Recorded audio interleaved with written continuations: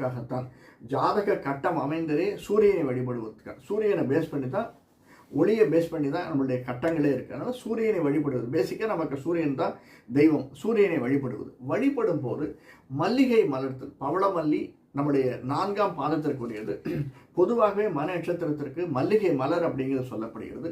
எந்த ஒரு மலரை நாம் எடுத்துன்னு போய் வழிபடுவதற்கு சென்றாலும் கூடவே ஒரு மல்லிகையும் சேர்த்து வழிபடுவது. வீட்டில் வழிபட்டாலும் சரி, மல்லிகை மாலை போடுறது அந்த மாதிரி செய்து வந்தோம். ரோஜாப்பூ மாலை, தாமரைப்பூ மாலை இதெல்லாம் கொடுக்குறாங்க. ரோஜாப்பூ, தாமரை, செவ்வரளி, பன்னீர் புஷ்பம், பாரிஜாதம், சம்பங்கி இதெல்லாம் நம்ம வாங்கி அர்ச்சனை பண்ணுறோம். கூடவே மல்லிகை மலரையும் சேர்த்து அர்ச்சனை செய்வது என்பது விசேஷம். இது சாதாரணமாக நம்ம ஏதாவது ஒரு காரியம் எடுத்துக்கிறோம், நமக்கு இந்த காரிய சித்தியாகணும், அல்லது எனக்கு ஃபாரின் போகணும், என்னுடைய குழந்தைக்கு கல்யாணம் ஆகணும், இப்படியெல்லாம் சில வேண்டுதல்கள் நாம் செய்கிற போது